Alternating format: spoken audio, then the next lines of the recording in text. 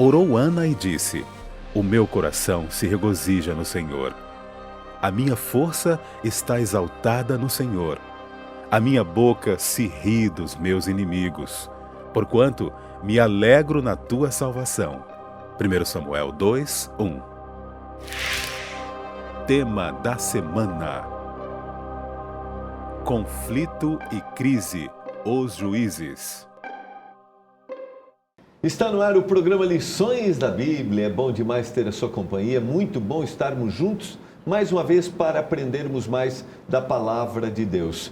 Durante esta temporada nós estamos estudando sobre o grande conflito entre o bem e o mal, os efeitos que esse conflito trouxe, está trazendo para a humanidade. E no programa de hoje nós vamos ver personagens, pessoas que Deus usou para serem instrumentos de libertação na sua comunidade, para o seu povo, e como nós podemos ser usados pelo Senhor.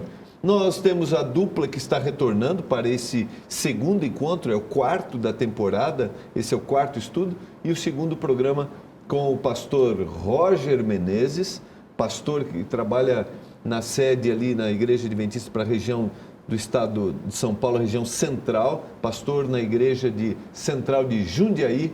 Pastor Roger, seja bem-vindo. Muito bom estar contigo, pastor Gilmar, mais uma vez dando continuidade a essa série de estudos, participando aqui do Lições da Bíblia. Ao seu lado, meu amigo, uma pessoa muito querida, e também o pastor Robson, mas para mim é o Robinho, né? Robinho, é o mano caçulinha aí, então o Robinho, né? Não, caçulinha é o Rodrigo, né? Mas ele é um mano muito querido de muita história. Eu queria dizer, você história, deve saber muita história, né? Tem muita história. Eu quero dizer que o pastor, você o chama de pastor Robson, mas você viu que ele é Roger, né? Não sei, deve ser algum trauma aí do passado, né? A verdade é que as gerações que vêm depois, elas são mais problemáticas. São mais problemáticas. Eu reconheço isso. Ainda bem que Deus colocou tudo lá no passado, né? E hoje as nossas diferenças foram resolvidas, né, mano?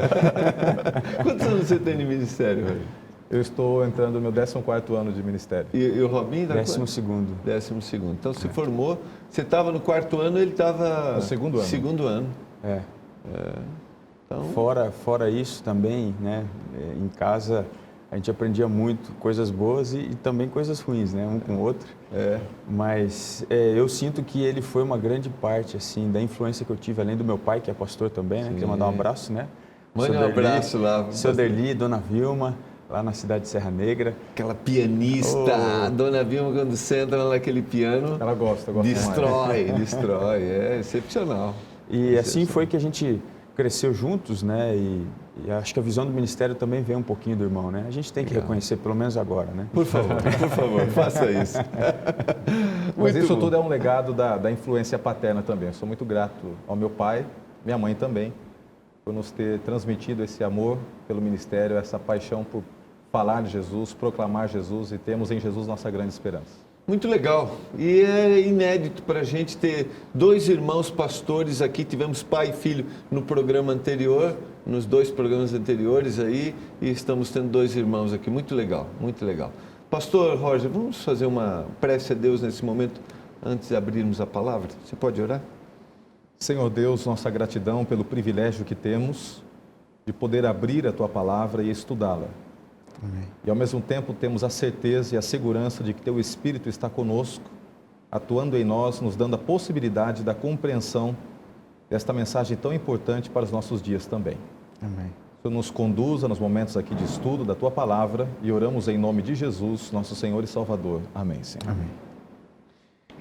Nós vamos agora ouvir mais uma vez o vídeo com o autor do Guia de Estudos, pastor David Tasker.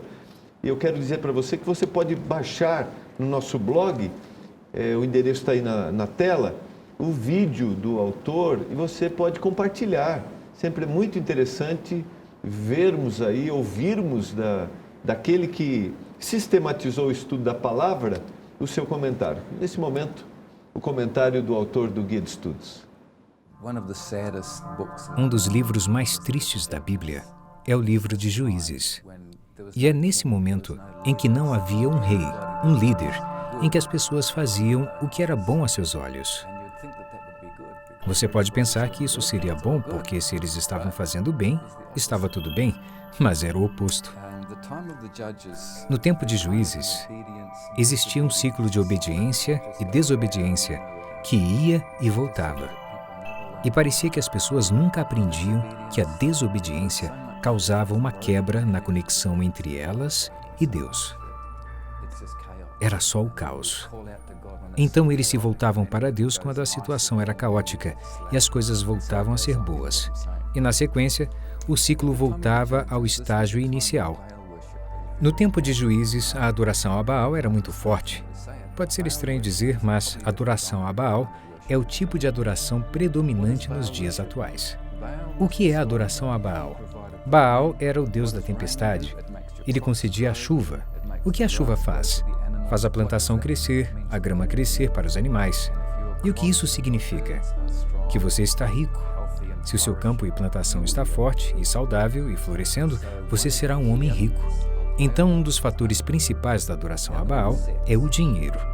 O outro é o sexo. O sexo era ritualizado, fazia parte da adoração. Havia prostitutas no templo, para que encorajassem os deuses a serem férteis. Então, dinheiro e sexo eram os valores centrais da adoração a Baal. O que é diferente hoje? Não muita coisa. Existem pessoas se envolvendo com esse tipo de adoração, a ponto de o caos tomar conta. E Deus teve que fazer alguma coisa. E foi nesse período que se desenvolveram grandes líderes. Um exemplo é Débora, uma mulher que liderou um pequeno exército contra um grande exército e saiu vitoriosa. Porque os homens tinham medo e timidez. Eles queriam fugir. Mas Débora assumiu a liderança, confiante que Deus iria ajudar. Gideão foi mais um. Teve um final triste, mas o início de sua história foi muito encorajador. Vemos que esse jovem rapaz, que não acreditava muito em si mesmo, foi com um pequeno grupo de pessoas, 300 homens, armados com trompetes e tochas de fogo. E então, contra um exército muito maior que o deles, um exército enorme. Parece loucura. Esses homens invadem e cercam esse gigantesco exército. E no instante em que eles quebram os jarros e tocam as trombetas, eles causam grande pânico no exército inimigo. E eles desmoronam. Deus, em formas muito interessantes de combater o mal, formas que nós acharíamos loucas, mas Deus trabalha com a loucura. Sansão estava mais interessado em mulheres do que no serviço a Deus. E a despeito de Sansão, o resultado final foi bom. Mas essa história mostra que o mais forte dos homens era o mais fraco, quando deixava suas paixões o dominarem. E essa é uma aplicação bem pessoal do tema do grande conflito. Ruth era de uma tribo odiada de moabitas. E, no entanto, se tornou uma das bisavós de Jesus por causa de sua fé. Samuel, um pequeno garoto, tinha 4 ou 5 anos quando foi para o templo. E os sacerdotes no templo eram corruptos. E esse garoto levou o povo adiante até a próxima geração. Se confiarmos em pessoas fortes e em líderes óbvios, não iremos muito longe. Mas se permitirmos que Deus use pequenas pessoas para fazer coisas incríveis, aí então veremos verdadeiro progresso na luta contra o mal. Durante esta temporada, nós estamos analisando os efeitos da escolha, os efeitos do surgimento do mal no céu, depois como de alguma forma contagiou a terra com a escolha equivocada de Adão e Eva. E nós vimos no último programa, na vida dos patriarcas, na família deles, como o mal cresceu, os efeitos que trouxe para esses relacionamentos e como o Senhor sempre proveu uma solução. No programa de hoje, nós vamos trabalhar um pouquinho um outro período da história do povo de Deus, que tecnicamente, né, nós chamamos o período dos juízes. Antes da gente trabalhar com cada personagem, cada parte deles aqui são juízes, né? Eu queria que vocês contextualizassem para a gente entender aqui que período foi esse, como Deus trabalhou diretamente através dessas pessoas. O povo de Israel esteve um pouquinho mais de 400 anos como escravo no Egito. Eles saíram, pela liderança de Josué, eles entraram na Terra Prometida. Depois de terem se instalado na terra Prometida, começa então que é esse período denominado período dos juízes, que vai até o momento quando é escolhido o primeiro monarca, né, Saul, que governa Israel. Mas era o período dos juízes, porque neste intervalo de tempo, Deus usou pessoas para julgar o seu povo, para liderar o seu povo. E essas pessoas que foram levantadas por Deus, nós chamamos de juízes, né? E entre estes, nós iremos analisar alguns casos muito interessantes nesta semana. Então, o foco aqui são personagens, são pessoas que são instrumentos para apresentar, diante de períodos de rebelião, apresentar a redenção. Seria basicamente isso. Eu só queria fazer uma pequena distinção do nosso último estudo, que até então nós estávamos vendo o desenrolar mais no ambiente familiar da história do pecado e da graça. Agora nós já estamos mais dentro do contexto do povo de Israel. Eu queria só puxar um verso que não está no guia de estudos, para a gente, de repente, ter um pouquinho mais de luz sobre a importância desse período. Por favor. No livro de Juízes, capítulo 1, o verso 27, diz assim, Juízes 1, 27. Manassés não expulsou os habitantes de Bet-Sean, nem os de Taanac, nem os de Dor, nem os de Bleão, nem os de Megido, todas com suas respectivas aldeias, pelo que os cananeus lograram permanecer na mesma terra. Aí o verso 28 diz, quando, porém, Israel se tornou mais forte, sujeitou os cananeus a trabalhos forçados e não os expulsou de todo. Esses dois versos explicam muita coisa. As pessoas têm uma imagem de Deus como sendo tirano, exatamente porque quando você vai ao Antigo Testamento, a ordem dele é para que quando o povo conquistasse a terra, eles dizimassem não apenas as pessoas, os animais, tudo. Porque Deus queria recomeçar uma aliança. E aí fica esse ar, né? A pergunta no ar, seria Deus um Deus de amor ou um Deus tirano? Mas quando você volta para Gênesis 15, você vê ali a partir do verso 15, Deus conversando com Abraão, dizendo assim, Abraão, eu vou te dar a terra, sua descendência vai ser numerosa, eles vão possuir esse lugar, mas antes eles vão permanecer no cativeiro 400 anos. E eu quero só buscar essa passagem também, para fazer referência. O verso 13, Gênesis, capítulo 15, só para a gente contextualizar um pouquinho melhor o período dos juízes, eu queria mostrar aqui para você o verso 13 e o verso 14. Diz assim, então lhe foi dito, sabe com certeza que a tua posteridade será peregrina em terra alheia e será reduzida à escravidão e será afligida por 400 anos. Veja que Deus já havia predito para Abraão o cativeiro lá dentro do Egito. Só que quando avança um pouquinho mais, o verso 16 diz assim, na quarta geração tornarão para aqui, porque não se encheu ainda a medida da iniquidade dos amorreus. Então, Deus ainda estava dando um período de graça para o povo original da terra de Canaã. Assim, quando venceu esse período de graça, o povo agora seria um instrumento de juízo. Então, quando eles entraram na terra prometida, a graça de Deus sobre aqueles povos já havia acabado. Eles deveriam, então, recomeçar uma história. Por isso que Deus pede para que eles eliminem. Só que o povo não eliminou totalmente. E aí está a raiz dos males da história que nós encontramos no livro de Juízes, porque sempre entra num ciclo, né? Um ciclo que se repete em virtude disso. E a rebelião é justamente resultado das práticas destes povos que foram sendo assimiladas gradativamente e tendo o seu ápice na idolatria, quando o povo ele realmente deixa Deus de lado e começa a adorar outros deuses. A gente vê esse cenário de maneira muito clara na vida de Gideão, do seu pai e assim por diante. E é desse contexto que Deus precisa levantar homens e até mesmo mulheres, tem aqui o caso de Débora, né? Jael, para nortear novamente, dar direção ao seu povo, conduzir o seu povo através desses personagens. Alguns com ministério exitoso, outros nem tanto. Com a instabilidade durante a vida bem intensa, né? É interessante, teve, acho que no primeiro programa, no segundo programa dessa temporada, tinha uma frase do Guia de Estudos, eu acho que até eu posso resgatar, que vocês mencionaram aí, que me fez pensar um pouquinho. Deixa eu só ver se eu consigo... Que a ideia mais ou menos é assim, que quando nós testemunhamos, está aqui, ó,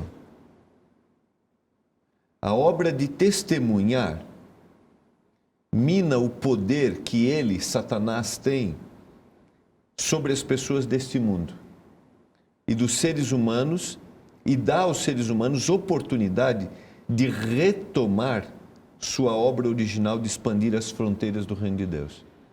Então, quando Deus coloca uma pessoa que faz a sua vontade, de alguma forma, ele está minando o poder do inimigo de Deus sobre aquele lugar, sobre aquele povo. E de dar para os outros a oportunidade de salvação. E a gente vê, através dessas pessoas, que a gente vai considerar aqui agora, exatamente Deus usando para que o poder dele estivesse maior do que o poder de Satanás, que era evidenciado através das práticas desses povos. Agora, interessante, né? Deus havia dado uma tarefa. Essa tarefa vocês têm que eliminar por completo. Toda vez que a gente não faz exatamente o que Deus pede, a gente abre brecha para a atuação do mal. E é por isso que existem basicamente 4 fases no livro de Juízes que são bem marcantes. Primeiro é a apostasia, o povo imitando a prática das nações idólatras. Depois a opressão, em virtude da desobediência à aliança de Deus. Na sequência, há um arrependimento, o povo clama e finalmente Deus manda o libertador. Agora, vamos relembrar? Então, primeiramente, é a apostasia, afastamento da vontade de Deus. Okay. Na sequência, há o arrependimento, as pessoas caem em si. Aliás, antes do arrependimento, há a opressão. A opressão, o efeito. O efeito, a consequência. Depois da opressão, há então o arrependimento. E depois do arrependimento, vem o libertador, que é um juiz usado por Deus para trazer o alívio ao sofrimento. Só que tem um detalhe aqui, eu queria pontuar isso. Quando a gente vai à história dos juízes, a conquista da terra não foi algo que aconteceu da noite para o dia. Deus esperava que o povo fosse conquistando progressivamente, até que finalmente, lá atrás, em Gênesis 15, a gente encontra ali a descrição, no final do capítulo, se não me engano, no verso 16, 17, 18, Deus dá ali qual seria a extensão do domínio do povo. E essa extensão, se a gente for buscar na história, ela vai atingir a sua realidade só lá na frente, com Davi e o seu filho Salomão. Então, era algo progressivo.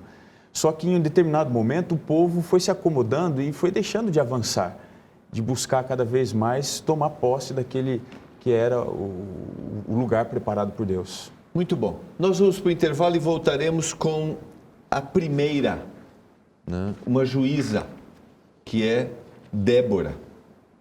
Você está acompanhando o programa Lições da Bíblia, nós vamos para o intervalo e nós voltaremos já.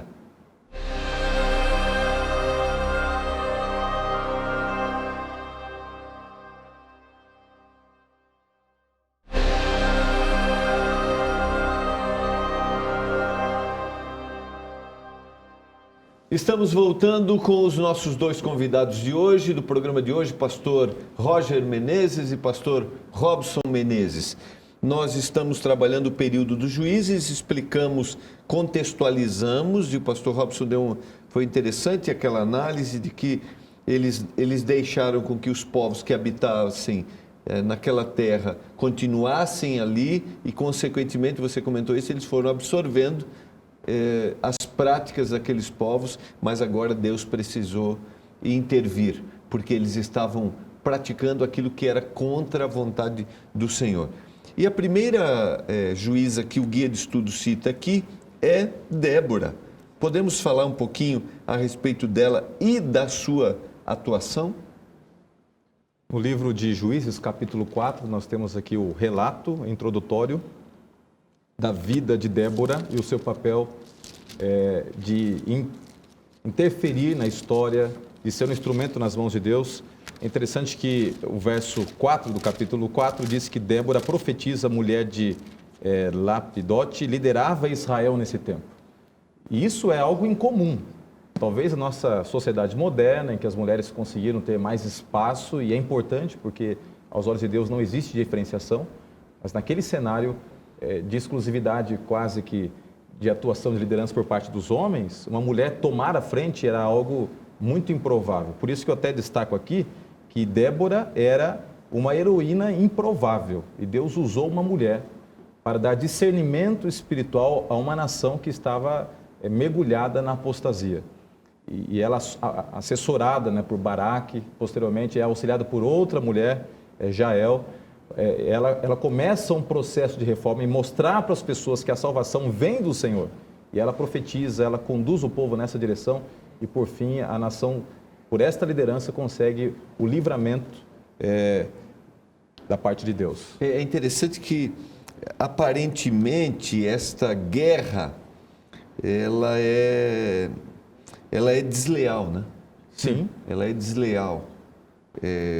Aos olhos humanos seria impossível. Jabim, ele tinha que era o rei, né, de Canaã, e reinava ali na região de Azor. Ele tinha um comandante chamado Sísera. E ele tinha carros de guerra, possivelmente ele já desfrutava dessa tecnologia, vamos pôr assim, naquele tempo, do ferro e tudo mais. Sim. E o exército de Israel era composto de pessoas totalmente despreparadas para a guerra. Então, era uma situação totalmente impossível de ser solucionada se não fosse pela intervenção divina. Só destacando um pouquinho mais sobre o inimigo aqui, no caso, né, que é Jabim, que reinava em Azor, ele era rei em Canaã. Azor, possivelmente, segundo escavações arqueológicas feitas por israelenses, teria sido a mais importante cidade cananita. Ela era, de fato, uma fortaleza. E, assim, o texto aqui, no capítulo 4 de Juízes, o verso 13, diz que o rei Jabim tinha 900 carros de ferro. Nós encontramos uma discrepância aqui. Enquanto Jabim e o seu exército estavam na idade do ferro, os israelitas, eles estavam na idade do bronze. E a gente sabe, né? Se for lutar ferro com bronze, quem é que dá? Quem tem a vitória, né? E essa cidade, ela tinha uma importância muito grande para a construção do poder de Jabim. E ele, se valendo da sua estrutura, da fortaleza que ele tinha e dos seus armamentos, ele achava que a vitória seria muito certa, né? Ao contrário disso, nós encontramos lá uma mulher, Débora, que, movida por Deus, entendia que, ainda que todas as situações fossem adversas, Deus estaria à frente e daria a vitória. Só que o próprio Baraque, que Deus havia escolhido, não pensava assim. Então você vê, uma mulher enxergando o que um homem não via. E ela insistiu, até que em determinado momento disse assim, eu só vou se você for comigo. Ela disse, pois então, você quer que eu vá? Só que a glória vai ser minha, é isso mesmo? E amedrontado ainda ele permitiu, né? Mas a mulher às vezes tem essa sensibilidade, né? De perceber, ela enxerga, né? É aquela coisa, perceber, né? Algumas coisas que a gente não A gente não pergunta percebe. onde é que está... Lógico, aqui é um nível espiritual, Exatamente. Nós estamos trabalhando, mas nós estamos... Mas a visão da mulher é diferente, né? diferente. A gente fica procurando na geladeira, às vezes, a margarina, né? Você fala, onde é que está? Ela está aí. Se procura, não acha, ela vem e está ali, né?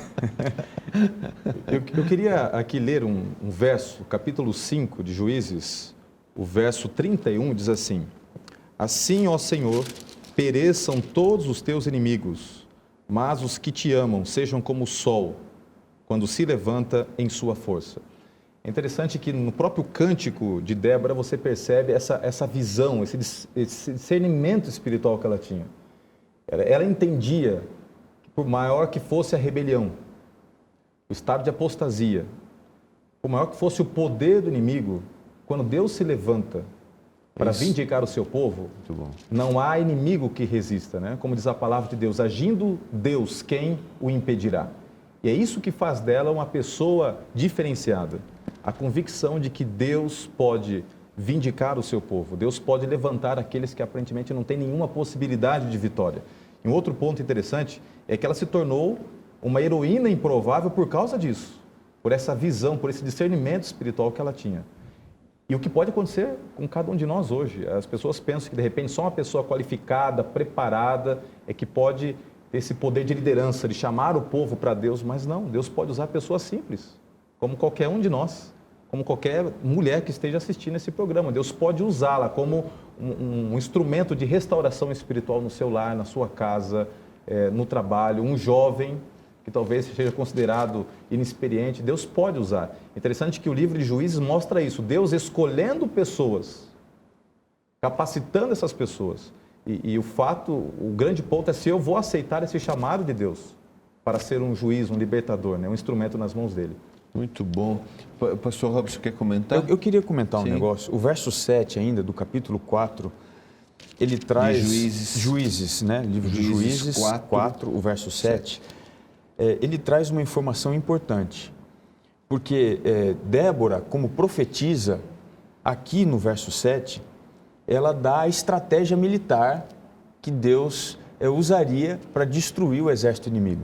Se você ler aqui, e farei ir a ti para o ribeiro Quizon, a Sísera, comandante do exército de Jabim, com os seus carros e as suas tropas, e o darei nas tuas mãos. A palavra aqui é como se fosse Deus trabalhando numa pesca, numa rede, lançando ali uma cilada.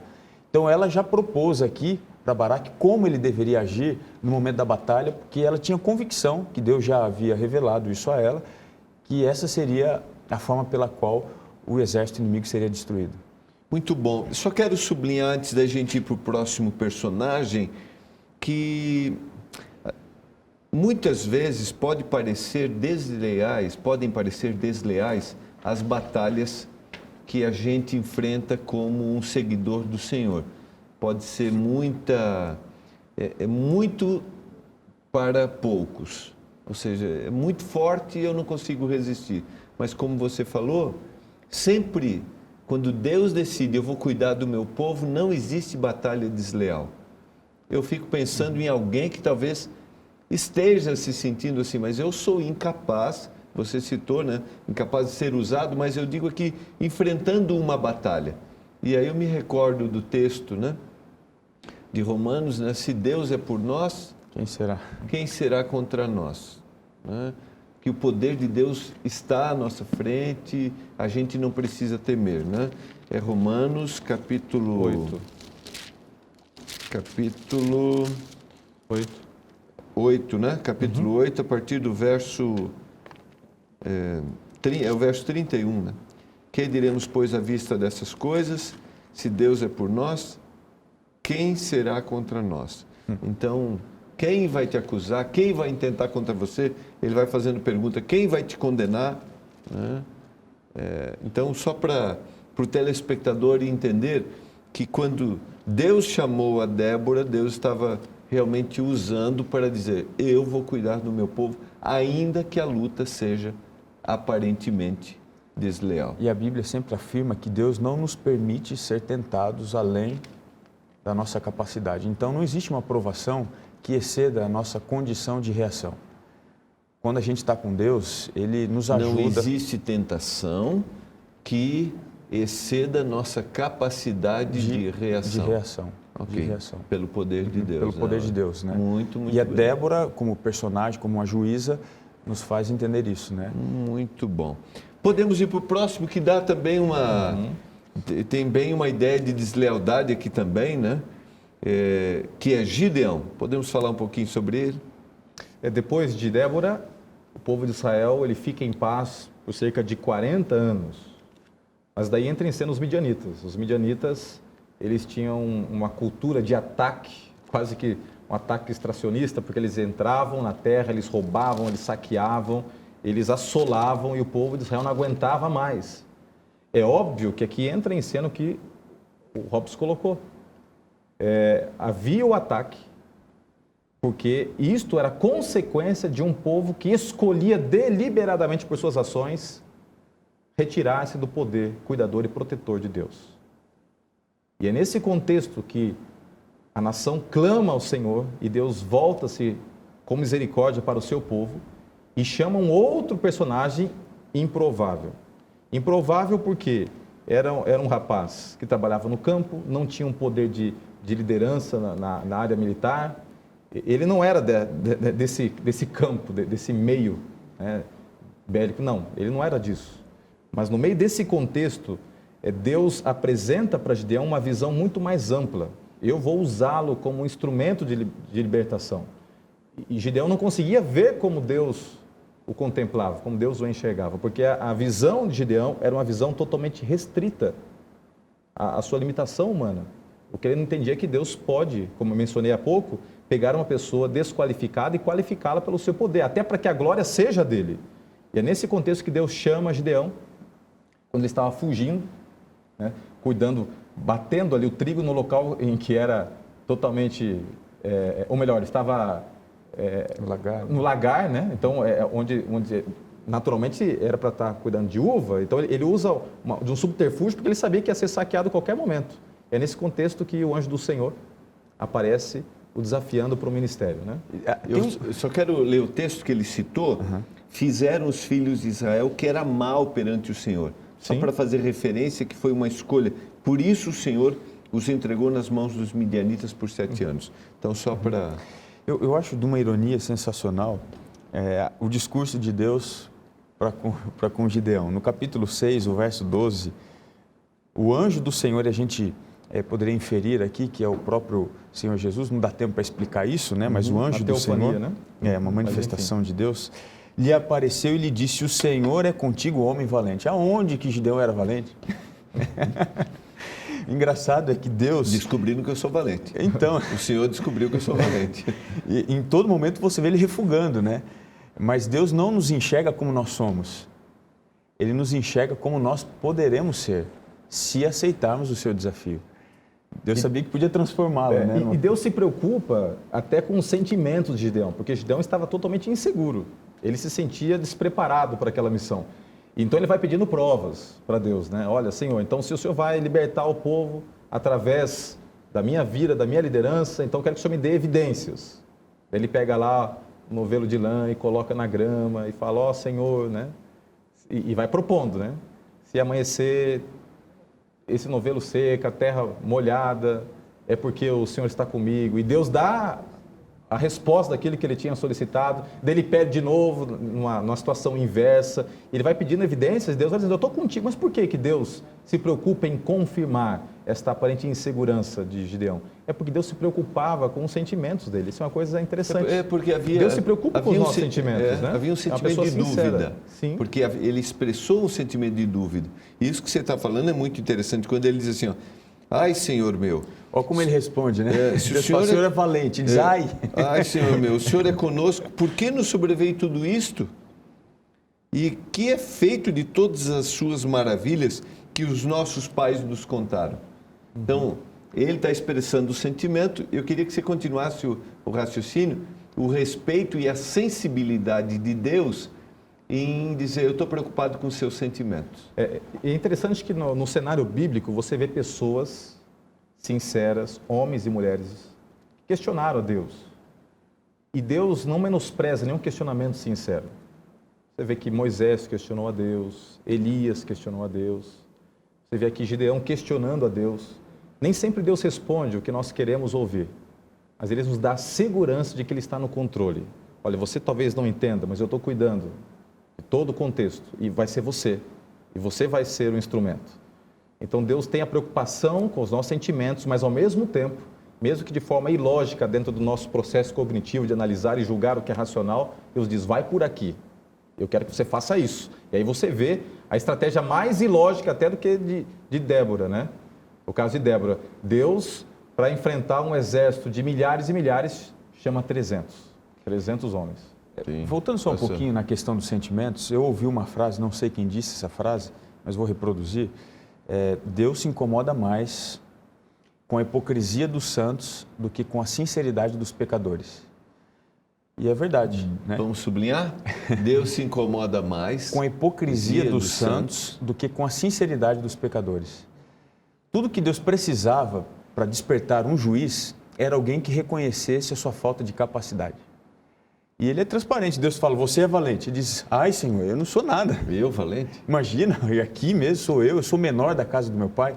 Mas era essa a grande característica que Deus estava procurando, alguém que fosse totalmente dependente dele. É justamente o sentido oposto da história seguinte, que nós vamos ver daqui a pouquinho, de Sansão, né? A autossuficiência como impede a ação de Deus na vida de uma pessoa. Antes de nós entrarmos em Sansão, só queria fazer a citação de Juízes capítulo 6, verso 15, e ele lhe disse: ai, Senhor meu, com que livrarei Israel? Eis que a minha família é mais pobre, Manassés, e eu, o menor na casa do meu pai. Aquela citação que você fez, eu creio que antes da gente ir para o intervalo, vale a pena a gente pensar naquele que talvez se sinta incapaz, como você citou, não tem condições, mas Deus está com ele e pode e vai capacitá-lo para uma obra muito especial. Nós vamos para o intervalo e voltaremos já.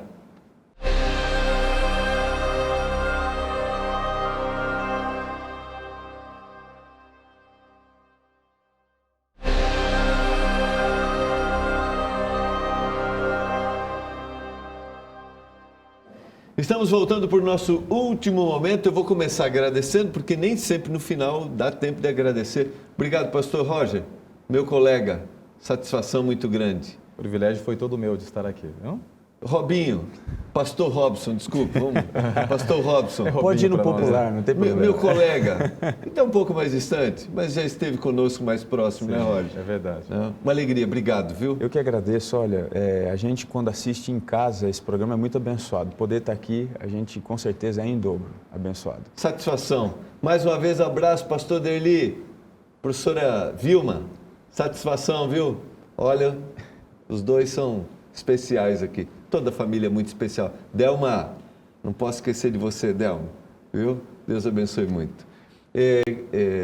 Você quer citar um texto que eu quero ir para... eu só queria agradecer a ajuda aqui que nós recebemos, né? Isso. Enquanto estávamos no intervalo, eu havia mencionado um verso e não havia dito onde ele estava, na primeira carta de Paulo aos Coríntios, capítulo 10, o verso 13, que diz: não vos sobreveio tentação que não fosse humana, mas Deus é fiel e não permitirá que sejais tentados além das vossas forças. Pelo contrário, juntamente com a tentação, vos proverá livramento de sorte que a possais suportar. Muito bom, muito bom. Vamos entrar em Sansão, porque nós temos 3 personagens para esses últimos momentos aqui. Vamos falar um pouquinho dele, é uma história muito conhecida. Talvez alguém esteja tendo contato pela primeira vez com a Bíblia, com a palavra de Deus e com a história. Mas eu acho que vale a pena recordar aqui. Sansão, ele entra lá no capítulo 14 do livro de Juízes com uma característica muito importante para compreendermos o desenrolar da sua história. Ele é apresentado como se fosse, desde o ventre da sua mãe, um nazireu. Capítulo 13, né? Capítulo 13, né? Capítulo 13. O 14 já é o... O 14 é o cenário e tudo mais, né? Mas eu queria só ler para vocês aqui, Números, capítulo 6, o verso 2, para explicar um pouquinho esse voto, que é chamado voto de Nazireu. Número 6, o verso 2, diz assim: fala aos filhos de Israel e dize-lhes: quando alguém, seja homem, seja mulher, fizer voto especial, o voto de Nazireu, a fim de consagrar-se para o Senhor, o verso 3 diz: abster-se-á do vinho e de bebida forte, não beberá vinagre de vinho, nem vinagre de bebida forte, nem tomará beberagens de uvas, nem comerá uvas frescas nem secas. E aí, explicando um pouquinho mais, o verso 5 diz: todos os dias do seu voto de nazireado não passará navalha pela cabeça, até que se cumpram os dias para os quais se consagrou ao Senhor, santo será, deixando crescer livremente a cabeleira. Quase que você é um nazireu, né, pastor? Cabeleira bonita sua, né? Eu estou fazendo de tudo para não cair, mas o tempo está levando alguns fios embora. Não dá para pegar mais. Mas essas eram as características, né, do nazireu. Ele não podia cortar o seu cabelo no momento do voto e nem usar algum tipo de bebida forte. Ele se consagrava inteiramente com 2 tipos de voto, né? Um era a mente, ele tinha que consagrar a mente num contato direto com Deus, e outro é uma aparência. Muito mais do que ser, ele tinha que parecer alguém consagrado. Então, facilmente você identificava um nazireu. E ele veio a este mundo já como um nazireu, consagrado, separado por Deus para a missão de ajudar o povo num momento tão difícil da sua história. Só que aí nós entramos num dilema. Desculpa interrompê-lo. Não, nós entramos num dilema aqui. Que eu ia dizer exatamente, mas diferente. Então, por favor, entramos num dilema por quê? Porque ele não teve a compreensão do peso do chamado de Deus, da missão que ele tinha, se ele tivesse se colocado realmente nas mãos do Senhor. Então, ele não teve essa compreensão. E a incompreensão de Sansão faz com que ele passe a confiar nas suas próprias forças, literalmente. Ele inconscientemente, ele começa a agir de maneira desconectada com o Espírito do Senhor, e esse processo faz com que ele seja norteado não pela vontade de Deus. Embora fisicamente fosse possível entender que ele era alguém diferente, ele era um nazireu porque ele era forte, ele tinha o cabelo comprido, ele não poderia beber bebidas alcoólicas, mas as ações dele eram ações carregadas do aspecto carnal. Então ele fazia o que ele queria, e fazer o que ele queria o levou gradativamente a afastar-se de Deus. Casou-se com quem ele queria, não com quem deveria. Aliou-se com pessoas com quem não deveria, mas ele queria. Ele comprou guerras que não precisaria, embora fossem posteriormente usadas por Deus. Deus, ele sempre conserta as ações humanas. É impressionante como Deus tem o poder de consertar nossos caminhos, mas ele comprou guerras que não deveria, e ele teve uma morte que talvez não fosse o intento de Deus, que o seu filho, a maneira como ele terminasse a sua vida fosse daquela forma. Mas o desejo de nortear seus passos pelos seus desejos carnais colocou em ruínas uma história que poderia ser uma das mais lindas biografias da Bíblia. Obviamente que Deus operou um processo de restauração no final. Mesmo fazendo um monte de coisa errada, ele ainda ajudou o povo de Deus no sentido de libertar o povo, mesmo que temporariamente, da ação assim mais intensa dos filisteus, que era o inimigo de Deus. Então ele teve a sua valia no contexto histórico do período dos juízes, mas foi uma valia que teve o seu poder assim, minimizado por escolhas equivocadas. Muito bom. Nem sempre aquilo que queremos é o que devemos, né, Pastor Robson? Pastor Roger, quando você citou a questão da esposa, né, casou com quem queria, mas não era com quem deveria. Então, só para a gente pensar, e eu acho que a grande ênfase, o que você colocou aqui, o domínio das paixões na vida. Eu acho que esse é... Subjugar o eu, né? Exatamente. Isso aqui para mim é o que discutimos na lição, no estudo passado, isso, né? O problema de Caim, né? Exatamente. Eu lembrei exatamente disso. Exatamente.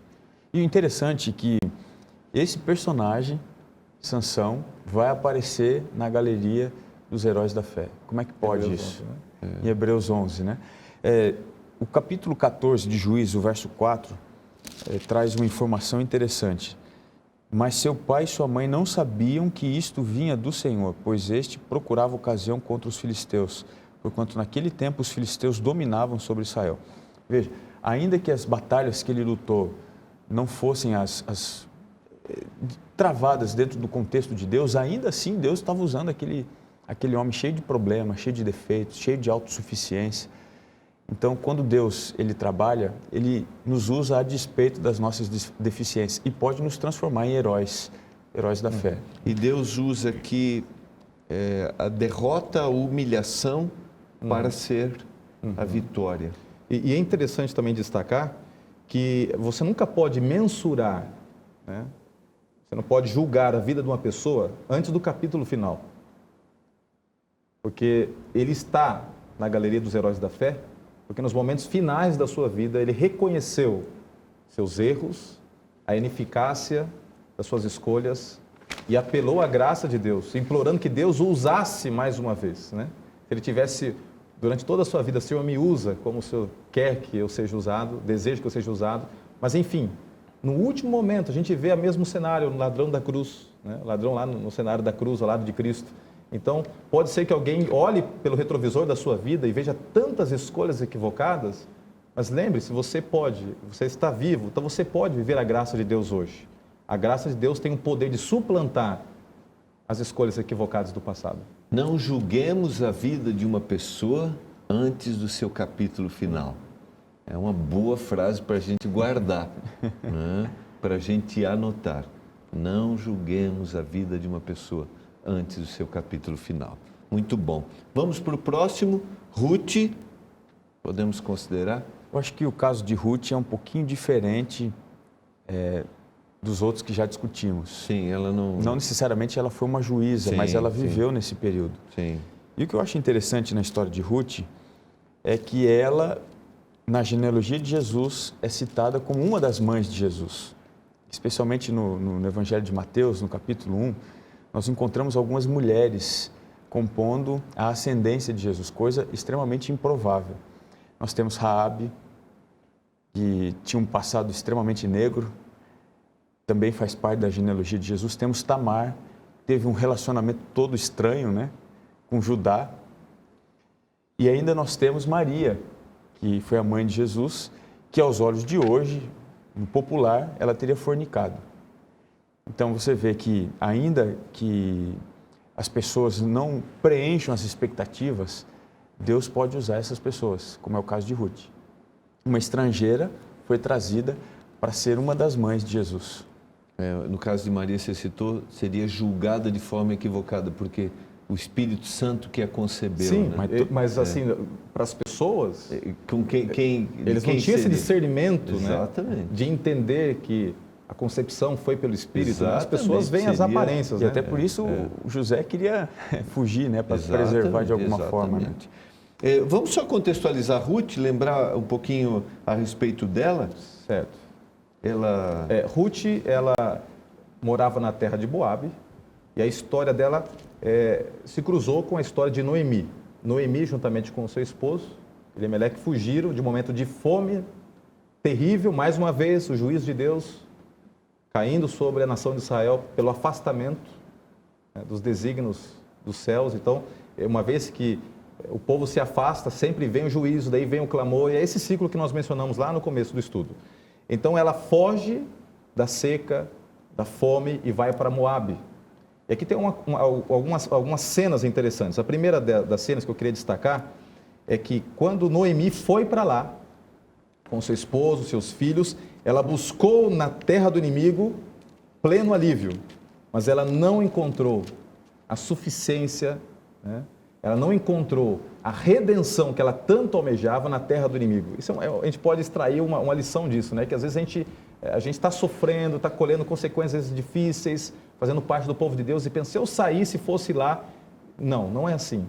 Pelo contrário, você parar para analisar, a somatória do que aconteceu na terra do inimigo é muito mais drástica do que a seca que ela enfrentava lá no meio do seu povo. Então, a terra do inimigo não traz pleno alívio. Nunca vai trazer. Mas foi uma oportunidade que Deus concedeu a Noemi de ter em Ruth uma nora leal, temente a Deus, uma mulher que não fazia parte do povo de Deus por questões sanguíneas, mas o seu coração era um coração voltado para as coisas do Senhor. E Deus não vê como o homem vê, né? Samuel coloca isso, 1 Samuel capítulo 16, né? O homem olha o exterior, mas Deus olha o coração. E é nesse cenário que Deus escolhe essa mulher, como foi colocado aqui, escolhe esta mulher para fazer parte da ascendência de Cristo Jesus. Ou seja, Ruth apresenta uma graça sem fronteiras, uma eleição divina além das fronteiras. Então, às vezes as pessoas pensam que não existe exclusividade. Não existe exclusividade. Pode ser que nos dias de hoje, alguém que esteja assistindo esse programa nunca pisou numa igreja, nunca teve contato com a Bíblia, mas a graça de Deus, ela nos possibilita visualizar uma eleição além das fronteiras daquilo que aparentemente faz parte do estereótipo cristão ou do estereótipo do remanescente. Né? Existe uma verdade para ser falada, mas não existe uma exclusividade de, não, é só esse ou é só aquele. Né? Então, isso... Um dos efeitos de ser um instrumento de Deus, como a gente já mencionou em algum momento, é você achar que você é único, que você é exclusivo. Não. As fronteiras do povo de Deus eram para todas as pessoas. Deus usa, é bom lembrar, né, pastor Robson? Deus tem um povo para falar de uma verdade. Agora, muitas vezes, se esse indivíduo não vive esta verdade, né, isso não o torna exclusivo para a salvação. Exatamente. Então, é isso que a gente tem que pensar. A gente pode achar que somente aqueles que têm, né, o estereótipo, mas não. Ruth ela não preenchia essas características. E ainda assim, foi um instrumento usado por Deus para trazer o Messias para nós, né? E talvez de todos esses personagens que nós mencionamos, nenhum teve a glória que essa mulher teve. de fazer parte da ascendência do Messias, né? Então você pega uma pessoa que nem foi juíza, mas no momento do período dos juízes, ela foi um instrumento que trouxe alívio, porque ela também, né, nessa ascendência, ela teve o privilégio de fazer parte da ascendência do rei Davi, né? Então ela trouxe toda essa situação de esperança futura para a nação. Muito bom. Vamos para o último personagem. A gente podia explorar um pouquinho mais a questão de Ruth e o seu casamento com Boaz, né? Que o tempo não permite. Né? Mas vamos para o último personagem, o último juiz, Samuel. Vamos contextualizar aqui de como Deus o usou, apesar das suas limitações, das suas falhas e a situação que ele acabou, como Eli, cometendo seus filhos, como os filhos de Eli, rejeitaram os caminhos do Senhor. Há uma advertência nesses dois casos, tanto de Eli quanto de Samuel. Não necessariamente a fé vai ser transmitida no seu ideal para gerações futuras. Não necessariamente. Eli e Samuel são casos que nos ensinam que nós temos que ter muito cuidado. Eu não sou pai, então eu vou deixar esse assunto para vocês que são pais explicarem, porque é difícil um pai fazer o filho entender e viver, não a sua fé, mas despertar nele a consciência da necessidade da sua própria fé.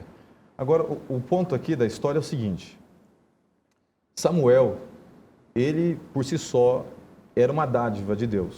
A sua mãe não podia ter filhos, Ana, e ela até destaca isso no primeiro livro de Samuel. Ela faz, então, no capítulo 1, verso 27, um pleito de gratidão. Ela diz o seguinte: por este menino orava eu, e o Senhor me concedeu a petição que eu lhe fiz. Samuel foi um milagre de Deus. Ela teve a sensibilidade de reconhecer que aquela vida não lhe pertencia, pertencia a Deus. Ela devolve o seu filho ao Senhor. E ele vai morar com Eli no centro religioso da nação, fazendo as coisas pertencentes à rotina do templo, ajudando Eli. E ele presencia um contraste muito grande, porque o homem de Deus, que deveria ser Eli, o líder espiritual da nação, não era líder dentro de casa. E os filhos faziam o que bem queriam. E esse estado de apostasia, de rebelião, como nós estamos dizendo, rebelião dentro de casa, é muito forte a ponto de Deus rejeitar Eli, rejeitar os filhos de Eli. Eles escolhem as consequências das suas escolhas, todos eles morrem, né? E Samuel é colocado no lugar de Eli para ser agora o juiz, o líder espiritual. Então aquele menino que foi uma dádiva dos céus se torna o líder espiritual. E ele tem um papel muito grande da reconstrução espiritual da nação. Mas o que me chama a atenção na história de Samuel é que a gente condena muito Eli. Mas Samuel também falhou. Isso, exatamente. É lógico, tem a questão do livre-arbítrio, das escolhas, mas Samuel também falhou. Exatamente. A gente não exime disso, né? E o pastor Robson colocou a nossa responsabilidade de buscarmos, de fazermos o melhor pelos nossos filhos e darmos o exemplo para eles. Agora, nós não podemos esquecer que eles também têm essa liberdade de escolha. Nós devemos gerar uma influência positiva. Eu queria mencionar uma coisa. Tem tempo para isso, pastor? Nosso tempo foi. Quero agradecer então, muito. Fica para a próxima. Fica para a próxima. Quero agradecer. Pastor Roger, obrigado. Pastor Robson, obrigado. Vamos fazer uma oração a Deus. Pai do céu, te agradecemos pela tua palavra. Usa-nos como o Senhor usou essas pessoas. Ajude-nos a sermos uma influência positiva, apesar das nossas limitações.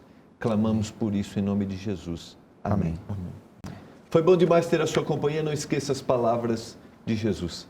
E conhecereis a verdade, e a verdade vos libertará. Um abraço e até o próximo programa Lições da Bíblia.